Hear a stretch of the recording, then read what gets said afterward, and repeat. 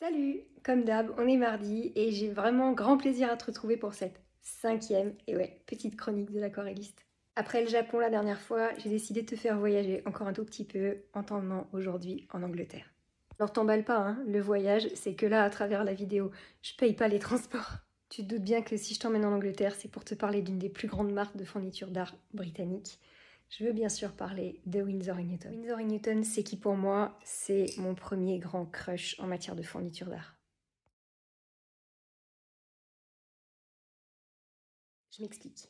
Quand j'étais au lycée, vraiment juste à côté de mon lycée, il y avait un magasin de loisirs créatifs. Et dans ce magasin, on pouvait acheter ces choses-là. Ça, c'est les encres de chez Winsor & Newton. Et tiens-toi bien, là où tous les autres ados de mon âge allaient s'acheter, je sais pas moi, des jeux vidéo ou des cartes Magic, tiens, avec leur argent de poche, et ben moi, j'allais m'acheter des encres Winsor & Newton.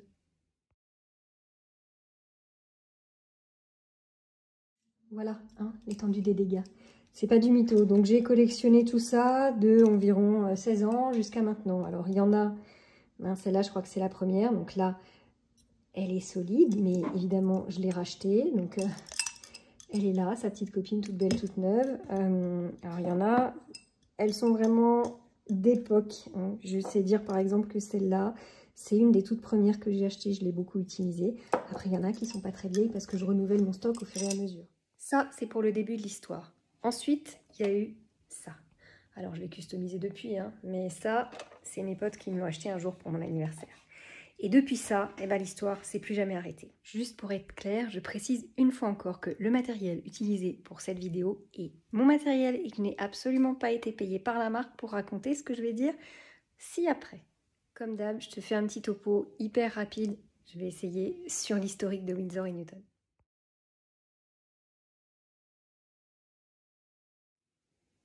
L'histoire, c'est quoi? L'histoire, c'est William Windsor, le scientifique, et Henry Newton, l'artiste, qui ont décidé de travailler ensemble à partir de 1832. Tout ça, ça commence où? Ça commence au 38 Rathbone Place à Londres. C'est la maison de Newton. Si tu as envie d'aller te recueillir et de faire du tourisme, c'est tout près d'Oxford Street et pas très loin du quartier de Soho. Le seul truc, c'est que le bâtiment d'époque n'existe plus. Il a été complètement rasé pendant le Blitz, pendant la guerre.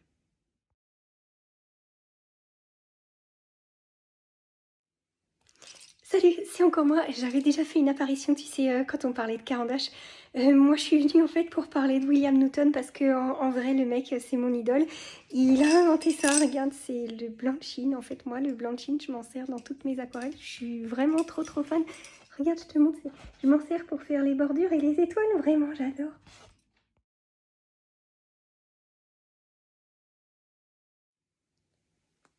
Ouais, et bah, elle nous avait pas manqué, hein. Non, par contre, en vrai, ce qu'elle dit, c'est vrai. William Newton a vraiment inventé le procédé de cette chose-là, qui est la première aquarelle durablement opaque. Et vrai de vrai, malgré l'hystérique d'avant, je suis hyper fan de ça. C'est aussi l'inventeur de cette chose-là, le bouchon qui se visse et qui se dévisse, et qui a permis aux aquarellistes de devenir des nomades et de pouvoir peindre à l'extérieur avec ça. Allez, maintenant, vite fait, je te donne 2-3 dates. En 1835, Winsor & Newton développe la première gamme d'aquarelles humides en utilisant de la glycérine. En 1842, William Windsor développe le tube à pas de vis. 1866, création du pinceau Kolinsky série 7. Alors évidemment, je ne savais pas ce que c'était, mais maintenant j'ai juste envie d'aller l'acheter. Je développe le Kolinsky série 7. C'est un pinceau. Alors, Kolinsky, c'est qui? Eh ben ouais, c'est lui là, la mignonne petite bête. Bon, paix à ton âme, la martre.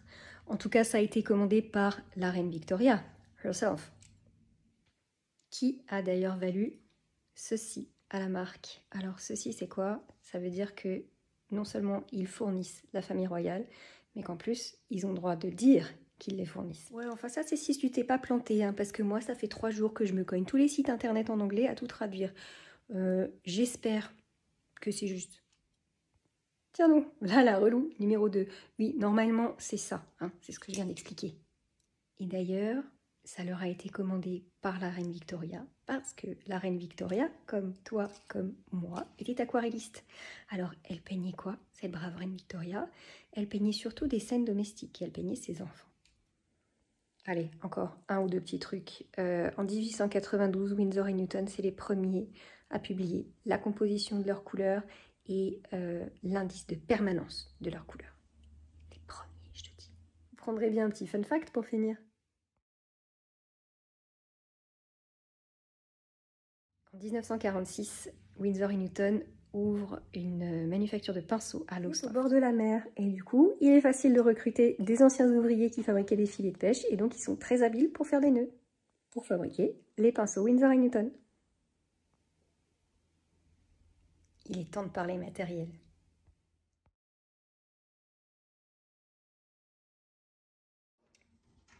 Quand on dit Winsor et Newton, on dit peinture. Alors, aquarelle évidemment, mais aussi huile, acrylique et gouache. Mais aussi des pro-marqueurs, des encres, des crayons de couleur, des fusains et des fine liners. Ça, je ne peux pas te montrer, j'en ai pas. C'est aussi toute une série de médiums. Alors, par exemple, médium de granulation, médium iridescent ou fluide de masquage, mais il y en a plein d'autres, comme par exemple de la gomme arabique, du fiel de bœuf, etc., etc. En ce qui concerne le papier, alors moi j'ai l'habitude d'utiliser celui-là, mais ils ont aussi du papier pour l'huile, pour le mix média, les marqueurs, le dessin et les pastels. Et enfin pour finir, les pinceaux.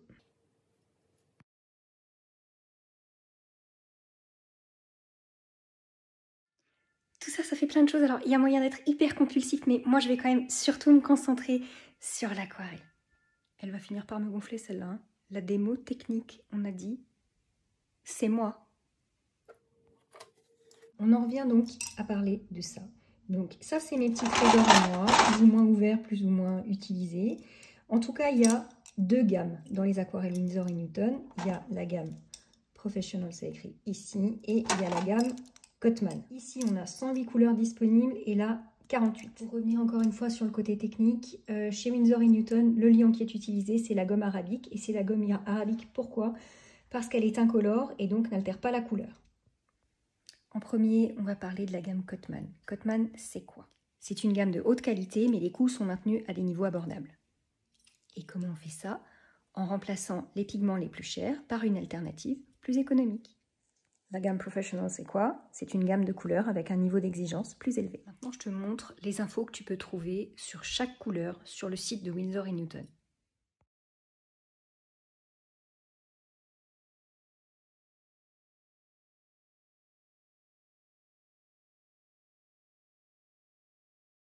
Ça, c'est quelque chose que tu trouves sur le site, mais que tu peux aussi trouver sur chacun de tes tubes et sur tes petits godets. Je te montre. Tu m'en voudras pas, je travaille avec mes notes, hein, mais comme dit, je suis pas une machine. Donc, je te montre. Je suis allée regarder dans la gamme que j'ai. Première information, c'est la solidité à la lumière. Alors ça se classe en 1 ou 2 et tu l'as sur tous tes tubes. Ici, je l'avais trouvée, elle est là. Solidité à la lumière, 1. Et par exemple, sur celle-ci, tu l'as, solidité à la lumière, ça c'est une 2. Après on parle de l'opacité. L'opacité c'est représenté par ces petits carrés. Il y en a 4 différents. Donc il y a ce carré là qui veut dire transparent. Celui-là qui veut dire semi-transparent. Celui-là qui veut dire semi-opaque. Et en dernier, celui-là qui est opaque. Ensuite tu as le numéro de couleur. Alors ici par exemple le blanc de Chine, son numéro c'est 150. Le violet de périlène, son numéro, ce serait 470. Ensuite, tu as le numéro de série. Alors, série 1, série 2, série 3, série 4. Ça dit quoi? Ça parle de... comment dire? Ça classifie les pigments. C'est-à-dire que plus le pigment est cher, plus le numéro sera élevé. Et moins il est élevé, moins ton pigment est cher. En gros, en fait, plus le numéro est élevé, plus les pigments qui servent à la composition de la couleur sont rares. Et donc, plus c'est cher. Il y a aussi les codes des pigments, ici. Donc là, il y en a un, là, il y en a 2. Pour finir, tu as la permanence. La permanence, c'est quoi? C'est la résistance dans le temps. Donc ça, c'est un classement en 4. Il y a 4 lettres. Donc il y a double A, B et C. Double A, c'est extrêmement permanent. Là, j'ai un double A ici. A, c'est permanent. Après, il y a B, c'est modérément durable. Et C, c'est peu résistant. Alors moi, dans ma palette, j'en ai pas trouvé. Voilà, en tout cas, c'est ce que ça veut dire. Bien, maintenant ça c'est clair. Allez, il est temps de rentrer dans le vif du sujet. Étape 1, je vais faire un swatch. Mais pas avec toutes mes couleurs. J'ai choisi 5 couleurs en équilibrant les Professional et les Cotman.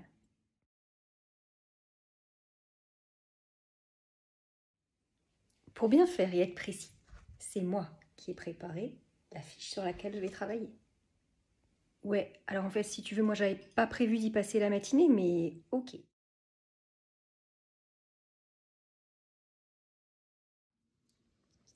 Voilà les 5 couleurs que j'ai choisies. Ocre jaune, terre verte, vert Windsor, turquoise de cobalt clair et gris pain. Alors, tu vois, il y a 2 Cotman et 3 Professional. Et ces deux-là, je ne les ai pas encore utilisés. Celle-là, je ne la connais pas du tout. Donc, on va voir. Et ensuite, je me servirai de ces 5 couleurs pour faire une galaxie dans la 3e partie de la vidéo. Alors, je vais utiliser ce pinceau-là. Je te laisse lire. Tu as toutes les infos ici. C'est parti.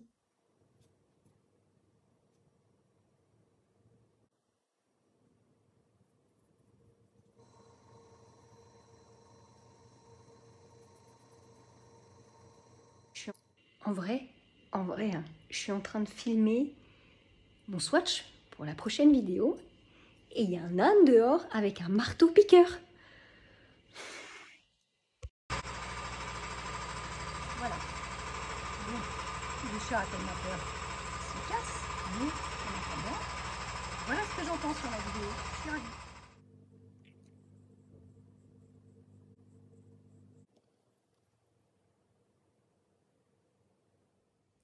Faut quand même que je partage. Donc je suis en train de faire la prise de vue pour ma prochaine vidéo. Je fais un swatch, peinard, et là, il y a les ouvriers municipaux. Je n'ai rien contre eux, hein. Il faut bien sûr qu'ils fassent leur job, mais qui sortent le marteau piqueur. Je suis ravie. Mon village actuellement, il faut savoir que c'est, je pense, la réplique de Pompéi. Je pense qu'on fait des fouilles archéologiques partout. On trouve rien. Mais voilà, non, c'est pas vrai. C'est pas des fouilles archéologiques. Ils sont en train juste de mettre des nouveaux tuyaux, mais en attendant, je ne peux pas tourner.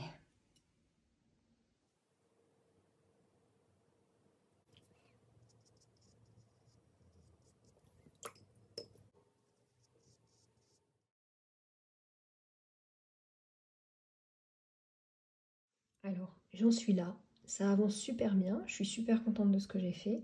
En revanche, je peux déjà te dire que ces 2 espaces que je me suis laissés ici, ça va être pour découvrir pleinement cette couleur-là, donc qui est le mélange du jaune ocre et du gris pain, et vraisemblablement celle-ci là, qui est un mélange de gris pain et de turquoise cobalt clair.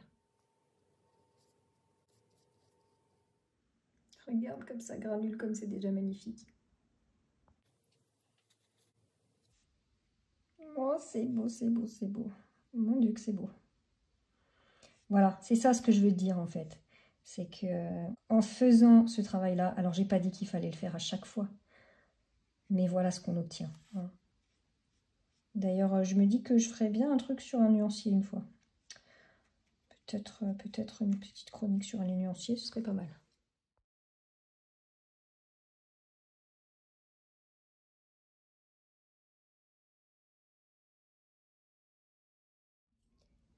Je me suis bien amusée avec mes couleurs, j'ai fini mon swatch, maintenant je vais te montrer ce qu'on peut en faire. Pour ça, je vais utiliser les couleurs utilisées précédemment, qui sont le gris pain, l'ocre jaune, et voilà pour la démo de tout à l'heure. Je vais utiliser le blanc de Chine évidemment, le turquoise de cobalt clair, et mes 3 préférés, le noir d'ivoire, le violet Windsor et le bleu de phthalo.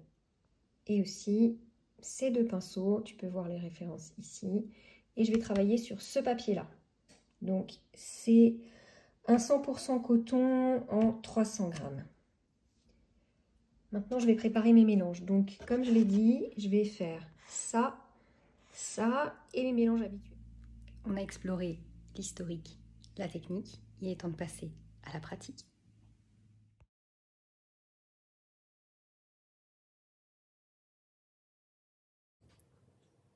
William, si tu nous regardes.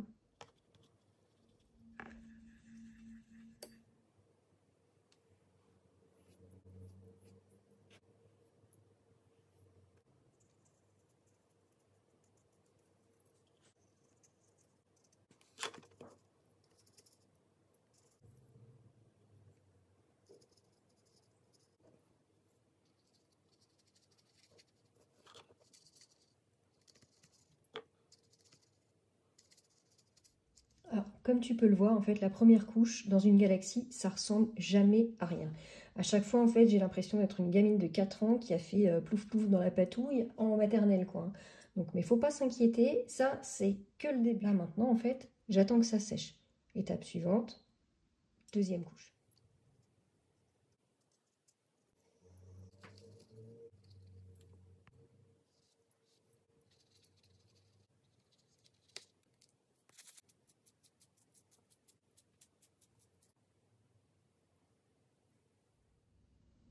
Une fois encore, ça a séché et tu vois que ça va déjà nettement mieux. J'ai juste décidé de rajouter du cobalt turquoise pour foncer un tout petit peu les zones de cobalt clair.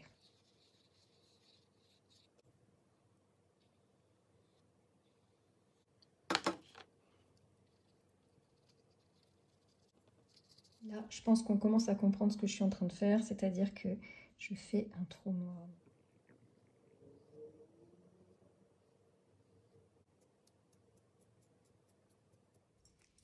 Je vais utiliser le blanc, c'est maintenant, c'est maintenant. Là maintenant, pour les grandes étoiles, je vais utiliser de l'encre blanche.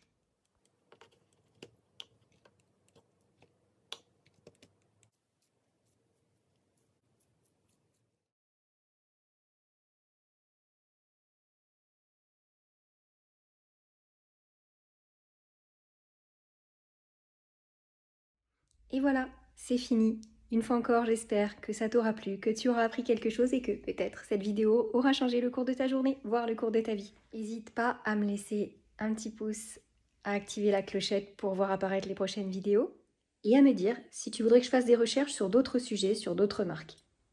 Sur ça, je te dis à bientôt, je te fais des bisous. Salut, salut!